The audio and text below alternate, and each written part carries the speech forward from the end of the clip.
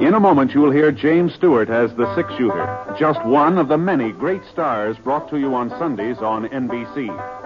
Every Sunday, hear Hume Cronin and Jessica Tandy in The Marriage, Sir Laurence Olivier on Theatre Royal, Lawrence Tibbett with the Golden Voices, Helen Hayes, Frederick March, Rex Harrison, and Lily Palmer on the NBC Star Playhouse. All of them heard only on NBC. James Stewart as the six-shooter.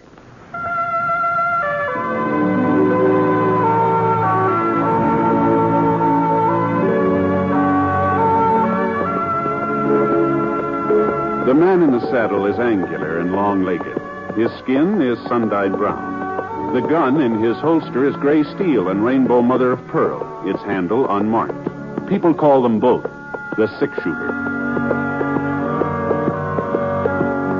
Coleman, America's leader in modern automatic home heating equipment, and the National Broadcasting Company present James Stewart as the six-shooter, a transcribed series of dramas based on the life of Britt Ponsett, the Texas plainsman who wandered through the Western Territories, leaving behind a trail of still-remembered legends.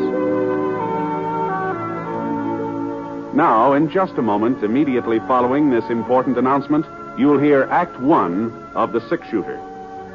The Red Cross trains millions of Americans each year in first aid, water safety, home nursing, and as volunteer nurses' aides. Volunteer nurses' aides assist professional nurses in hospitals and clinics. This help requires skill. It is through the Red Cross that you and your neighbor can get that skill, can get that training. Through the Red Cross, you can answer the call of your family and your community. Help make this training possible.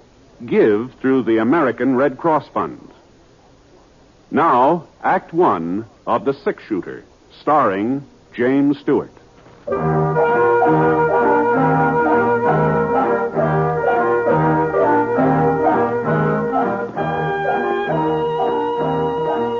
trail to Virtue City was over the crest of Bear Neck Mountain and then down the northern slope. That's why you couldn't see the town until you were almost there. That and the clouds. There always seemed to be a stack of thick marshmallow clouds along the side of Bear Neck, and by the time you got through them, the town was right in front of you. Anyway, it was about 2 o'clock in the afternoon when I hit the city limits, and at least what had been the city limits 10, 15 years ago. Of course, nowadays, houses on the outskirts weren't much more than just loose timbers and broken windows. When I reached the main street, things looked more normal. Not like a real town, of course, but, well, the mercantile was open, and the bank, and the post office. 10 or 12 stores, maybe, all still doing business. I spotted what I was looking for. Oh, boy. Oh. The sign on the Opera House said Rocky Mountain Western Railroad, Virtue City office. Well, I guess they might as well use the Opera House for something. Jenny Lind sure won't be singing there anymore. Not like she did for the grand opening.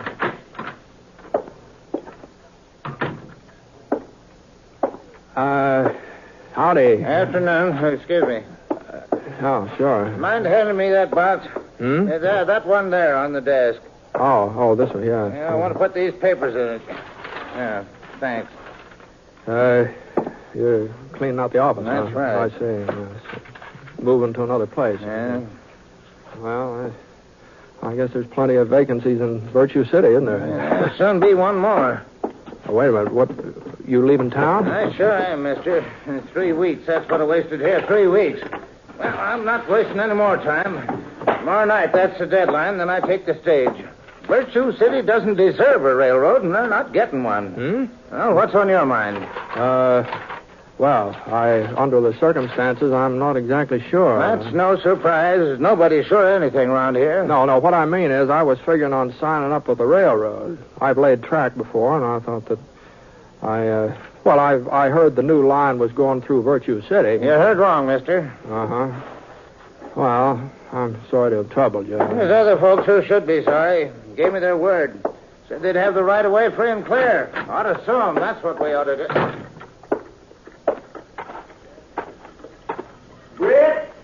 Britt Pumpty. Over here in the courthouse. What? It's me, Doc Cross. What?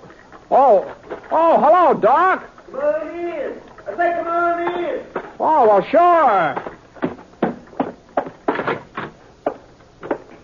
Doc?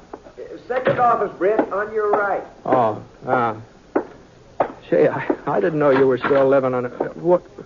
Well, what in the thunder are you doing in a wheelchair, Doc? Oh, I fell off my horse a couple of months ago. It was his fault, not mine. Oh, his fault. Oh, sure, yes. Did you break anything? Well, I ain't positive.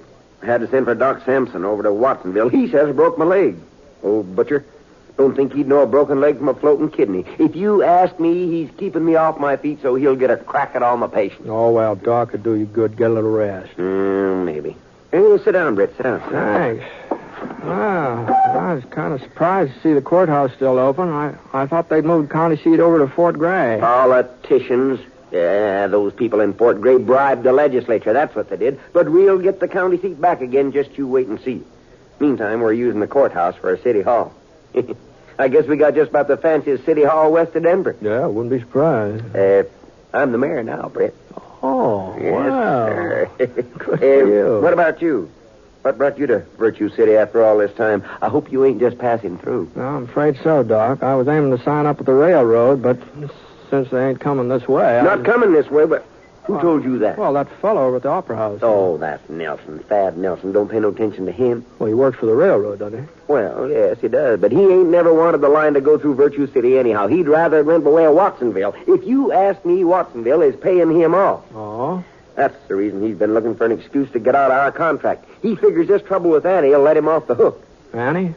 The Silver Annie. You remember her, Britt. Annie Huxley. Annie Huxley. Oh, sure. Well, I thought she'd moved away. No such luck. She's still setting on the old Huxley mine like a hen hatching eggs. Only thing is, there ain't no eggs in that mine, not anymore. Well, what's she got to do with the railroad, though? Well, Britt, the route's been surveyed to go through her property. Town agreed to secure all the right-of-ways the railroad would need. We're willing to pay for them and a good price. But Annie's not satisfied with what you're offering. We don't know. She won't talk to us. Won't even let anybody near her shack. Oh. She just sits there day and night, right by the window with her shotgun poking out. Anybody comes on her land, she lets go. Oh. Got some fool notion there's still silver in that mine, and folks are trying to get it away from her. Well, I'm crazy. That's what she is, if you ask me. Oh, I wouldn't say that, Doc. Maybe Annie's living the past a little bit.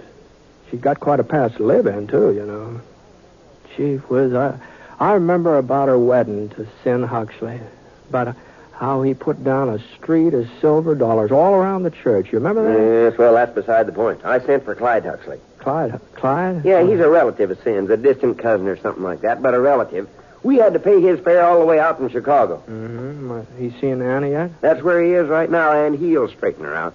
You see, he's a lawyer, and he's not the kind to put up with any nonsense. So, well, Mr. Huxley, I didn't see you ride up, and I've been watching the street. I didn't ride. I walked. Oh, now, don't tell me that horse of mine threw you, too. I'm just didn't gonna throw have... me. Where will I find the chief of police? What? I'm charging that woman with attempted murder. Oh, you don't mean Annie. I certainly do mean Annie. She ought to be locked up. And if I've anything to do with it, she will be. Oh, then she wouldn't sign over the right-of-way, huh? Not even for you, her own kin. I didn't get a chance to discuss it. She shot at me point blank. Don't look like she hit you. It was a miracle she didn't. Well, I guess she just didn't know who you were, Mr. Huxley. She didn't recognize you. I told her who I was. Right after that, she fired. Yeah, some folks just don't cotton to relatives, seems like. Well, she tried to kill me. Oh, no, she was just defending her property, Mr. Huxley. If she'd wanted to kill you, you wouldn't be walking around now. Annie knows how to handle a gun. Well, now, we got to do something, Britt. If we don't have that right away by tomorrow, Nelson, he's the railroad man, Nelson will leave town. The railroad will go through Watsonville, and that'll just about wash up Virtue City once and for all. Well, now, there must be some way of explaining things to Annie, Doc. I throw her in jail. I'd just have to make her more cussed than ever, you know. But, say, maybe there is another way. Sure. Somebody she trusted, somebody who didn't have no axe to grind, She'd listen to him. Now, Doc. You got those papers all ready for her to sign, Mr. Huxley? Doc. Well, then give them to Britt. Doc, now this ain't my affair, Doc. Now, I don't want to get mixed up with this. Now, I know you, Britt. No, you but wouldn't let us down, not at a No, listen, time like Doc, this. Go on, Huxley, give him the papers. Now, wait a minute. We'll Doc. never forget what you're doing, Britt. The whole town will be in your debt. Just get her to sign them. The places are marked with an X. Doc.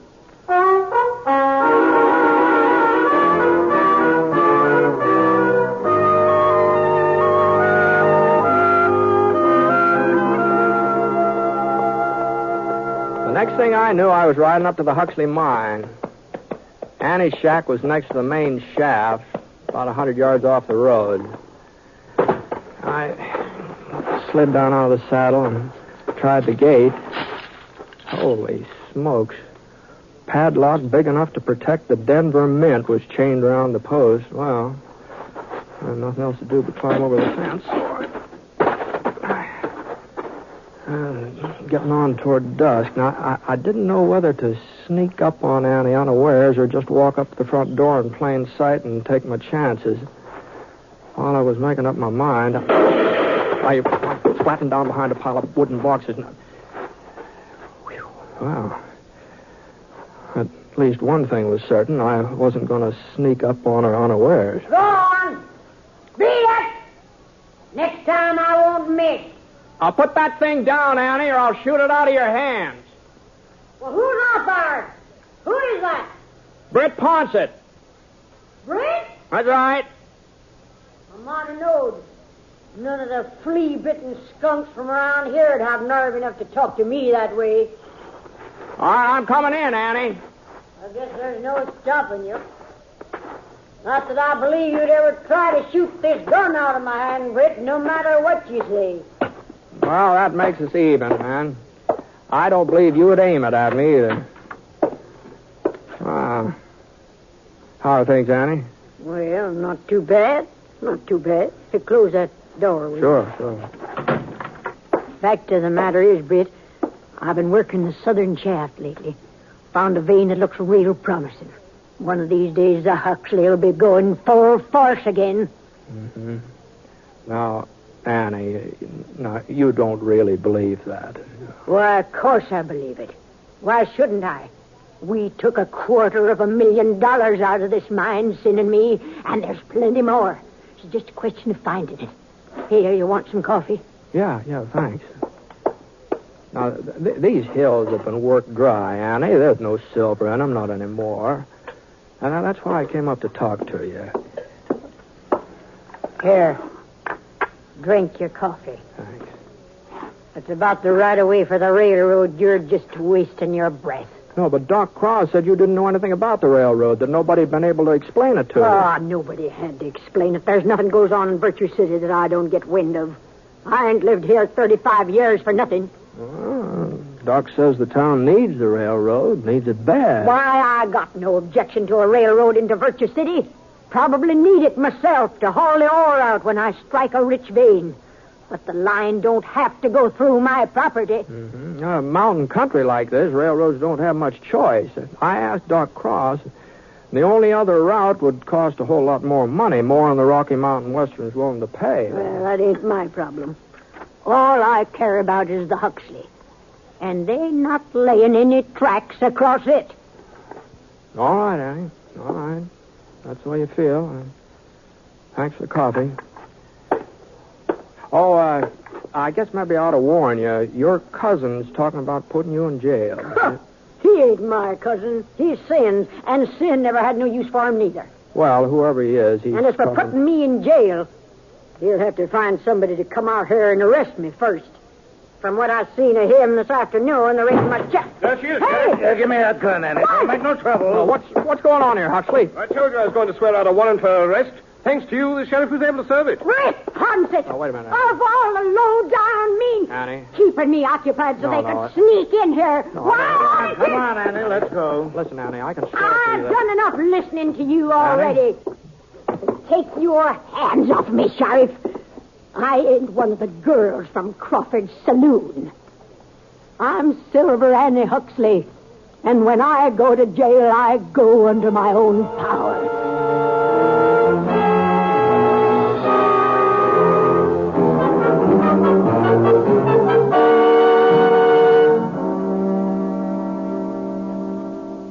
We'll return to James Stewart as the six-shooter in a moment.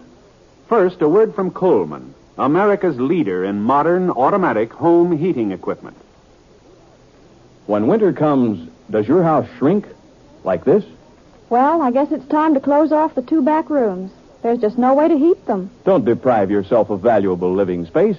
Get a Coleman floor furnace or wall heater and enjoy new warmth and comfort in the hardest to heat rooms. A Coleman floor furnace or wall heater takes up a minimum of space, yet it gives you constant circulation of fresh, warm air, just as a big basement furnace does.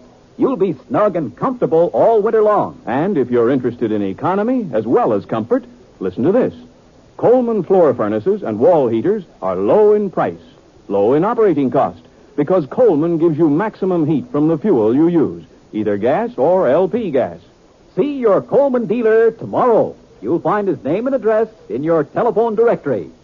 Remember, comfort costs so little with a Coleman.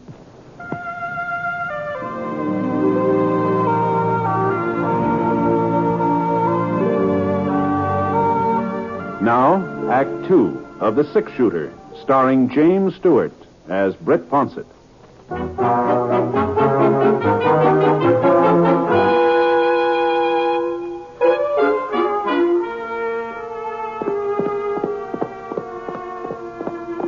Well, they put Annie in a buckboard and started out for town.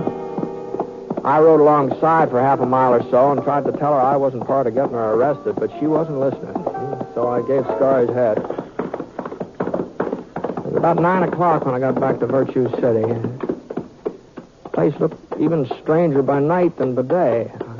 Just a light here and there where folks were living. And then whole blocks of darkness in between. Sort of like the candles on a cake when part of them had been blown out. I stopped off at the Mansion Hotel long enough to get me a room, then I headed over to Doc Cross's house. He was sitting in the living room eating a box of hard candy when I got there. Come on in, Britt. Come on in. How'd you make out? Get her to sign on the dotted line? No. Sorry to hear that. Oh, my gosh. I ought to know better than to eat this stuff with my teeth. Sure is good, though. Have a piece? No, thanks. Well, now, you mustn't feel too bad, Britt. I was afraid you wouldn't have much luck with her. So was Mr. Huxley. He went ahead and got that warrant drawn up. Yeah, I know. Uh-huh. Yeah.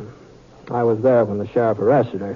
She thinks I was in cahoots with him and Huxley. Oh, well, now that's a shame. But don't you worry. I'll see she finds out the truth. No, I guess it served me right for getting mixed up in her affairs. No, you wasn't mixing, Britt. You was just doing us a favor, and we're all much obliged. Mm-hmm. You know, sending for Clyde Huxley was just about the smartest stunt I ever pulled. Maybe so, but you haven't got the right of way yet. We'll get it, Britt. We'll get it. Mm-hmm. Well, I don't think jailing is the answer. Besides, you'll have to turn her loose anyway. Huxley can't make that charge of attempted murder stake. No, he's not charging her with anything, Britt. What? It's just a question of whether she's got all her faculties or not. That's what the hearing will be about. You mean he's claiming she's crazy? Well, you said yourself she was peculiar. I said she lived in the past, that's all. Everybody's got something to remember, does that, more or less? Well, in her case, it's more, not less. Of course, it's up to Judge Drayton to decide.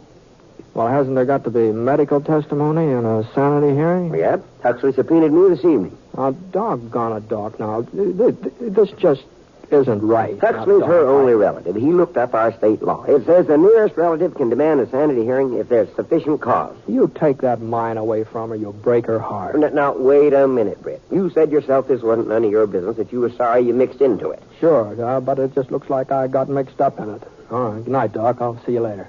Now,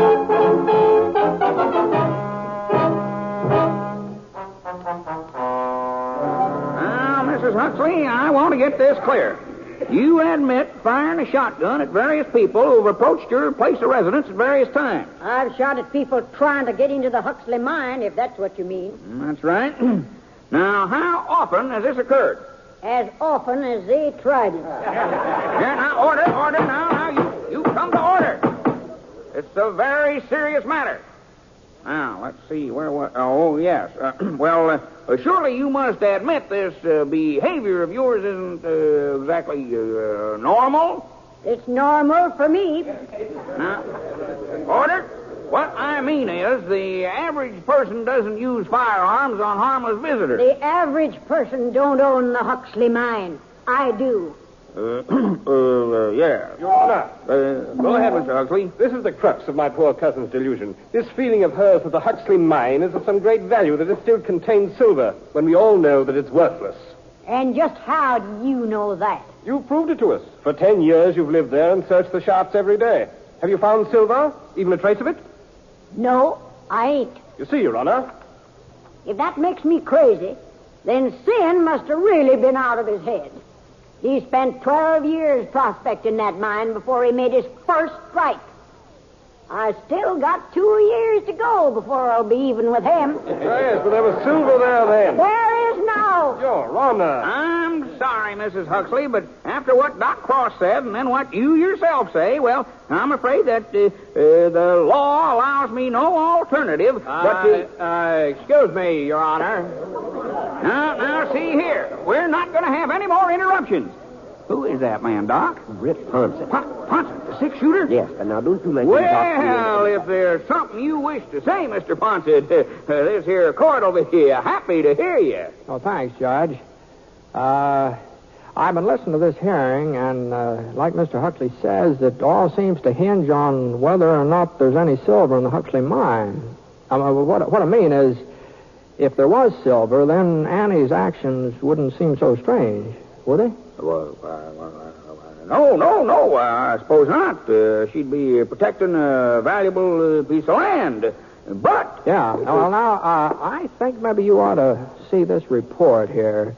You see, I took some ore samples from the Huxley mine over to this assay office this morning, and, well, here's one of them. I'm afraid I don't quite follow you, Mr. Ponson. Well, if you'll just read that report, Your Honor. Let's see now. Samples tested show a value of approximate $125 a ton. you. 125? Yeah, I figured they'd run a little higher, but I guess Here. the assay... Let me see that, Judge. I can't believe it. Well, that's what it says, all right. 120... Britt, this ore come from the Huxley? Yeah, that's where it came from. Listen, everybody. Everybody, Annie's found silver again. For all we know, the whole town's been sitting on it, just like in the old days. Silver! Yeah, but what about the railroad? You've got a contract with my company. We don't need your railroad, Nelson. We've got silver. Please. Order. Now, I wouldn't be too hasty, Doc. Of course, there's no possibility of bringing the line through the Huxley now, I suppose. But there is that other route. It'd cost Mr. Nelson's company a little more money. That might be arranged. Of course, I'll have to check with the main office. Oh, you would? Oh, well, that seems a shame. Too bad you can't sort of make the decision right now on the spot, before another railroad hears about the silver and tries to beat you in here. Oh, no. On second thought, there really isn't any reason to delay the matter. If you'll just drop by my office, Dr. Cross, I'll send the contract and give the order to begin construction on the other route. I think Well, I guess that takes care of everything, except Annie and the sanity hearing. You were just about to hand down a ruling, Judge, weren't you? Now, you come to order. Well, there's no question about her sanity. And I'm surprised at you, Mr. Huxley. A lawyer of your standing, pressing a complaint like this. Why, Silver Annie Huxley is one of Virtue City's outstanding citizens. Always has been. Always will be. Court's adjourned.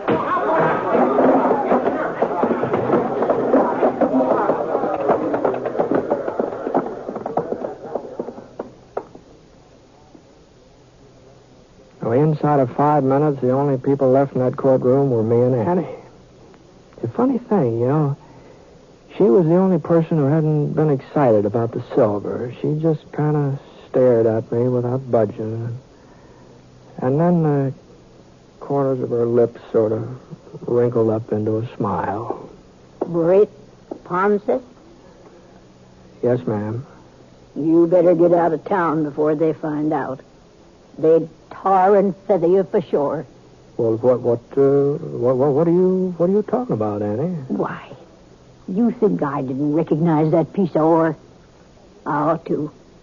I've been looking at it for 30 years. Them samples have been sitting on my dresser ever since Sin found them in his first strike. No. You saw them last night. You knew they were souvenirs from the old days. Well, they could have been something that you dug up recently, couldn't they? Oh, I'm not saying you lied, Britt. All you told them was that the ore was from the Huxley. That's true enough.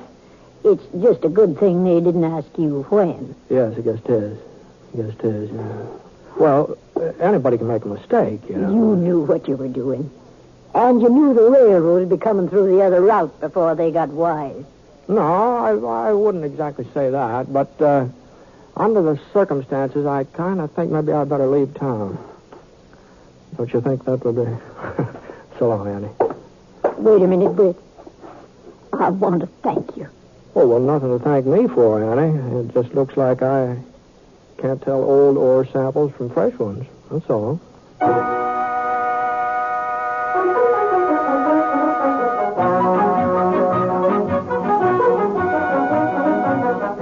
It was a month or two later before I heard about Virtue City again. Bumped into a fellow in Idaho Springs who was heading up that way. Said there'd been a big silver strike near the town. I tried to talk him out of going over there. I told him it's probably just a false alarm. He wouldn't listen. He said there'd been a false strike 3 or 4 weeks ago, and everybody went out prospecting. And the first thing you knew, somebody found silver. The real thing. Fellow had a newspaper from Virtue City to prove it. Editorial on the front page was by Doc Cross about moving the county seat back to where it belonged. Well, things sure have a funny way of working out, don't they?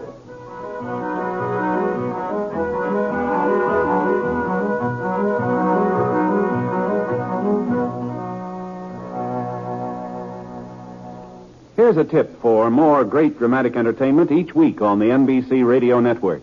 Direct from his great hit in From Here to Eternity comes a new dramatic Frank Sinatra to play the hard-hitting adventure role of Rocky Fortune every Tuesday evening. And if comedy is your weakness, you'll want to know that Fibber McGee and Molly are now heard every day, Monday through Friday, on the NBC Radio Network. Remember, you'll hear more of America's greatest radio programs if you keep your dial set to this same station of the NBC Radio Network.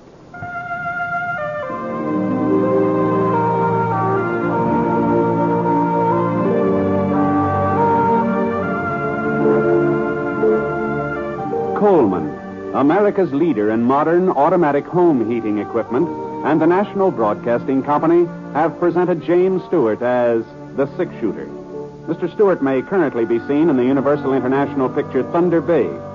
Others in the cast were Jeanette Nolan, Dan O'Herlihy, Herb Vigran, Robert Griffin, and Parley Bear.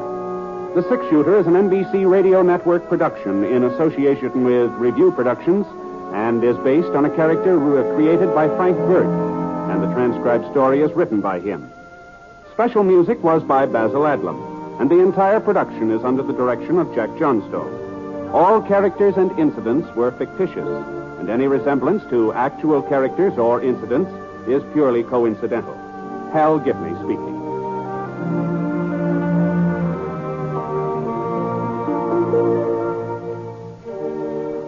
Listen to Last Man Out, next on the NBC Radio Network.